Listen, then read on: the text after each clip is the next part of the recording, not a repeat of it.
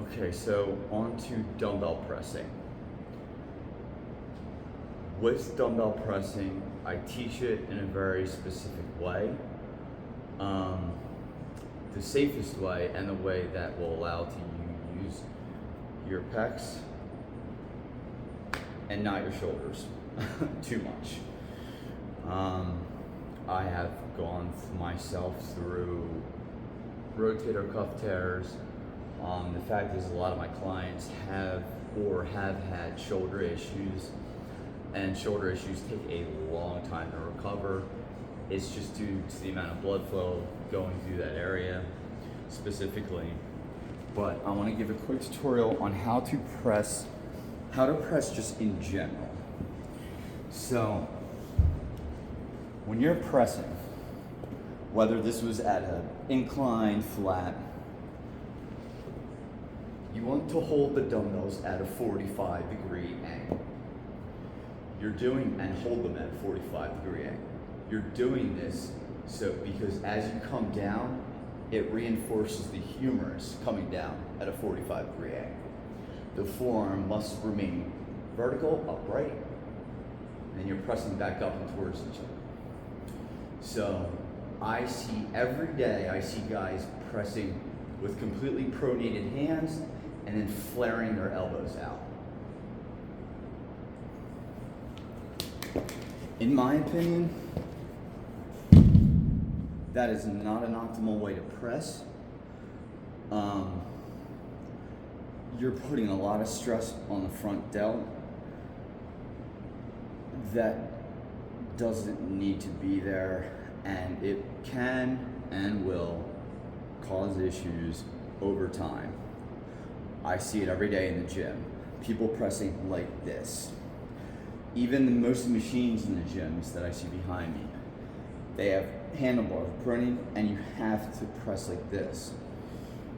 What you want to do with any pressing movement is you want to turn the elbows in, so the humerus is at a 45-degree angle. So I'll do it once while I'm moving flat, because I want to show you guys the range of motion and some do's and don'ts.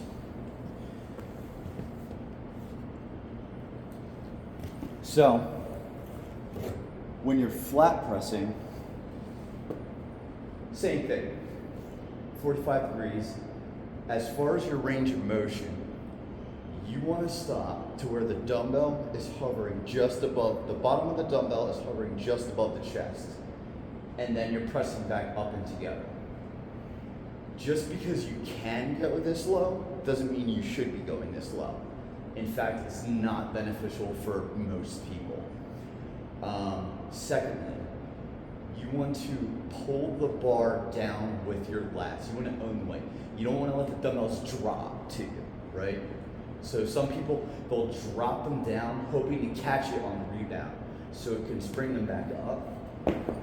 But that places a lot of stress on the shoulder, because when you drop it down, you lose scapular tension. The first thing to fire when you press is going to be your front delt and not the chest. So when you load up and you have a proper base and you're pulling the dumbbells down, you're creating tension, you're creating kinetic energy so that you have a solid base with control. You're ending right where you need to be, and then you're pressing back up. And then so long as the forearm isn't caving in, which is another thing I see. And this happens with a lot of guys that get into the really heavy weights. So they'll come down, but the forearms will start caving in like this, and then they'll try to press back up. That is typically due to lack of grip strength, forearm strength, and chest strength and or tricep strength, because what's happening is the body is trying to get more assistance from the tricep to push back up, because the front delt and the chest cannot handle the weight going up. Or if they do not have a good grip right in the middle of the barbell, it's going to want to shift and move, it's gonna get a little bit of wobbly. And I would say that's at the point where you would want to do some dedicated grip work. So that's pretty much dumbbell pressing in a nutshell. I have a lot more cues. Depending on where the client is at, I change those cues over time. So somebody that's pressing 120s versus somebody that's pressing 10s, the cues are a little bit different.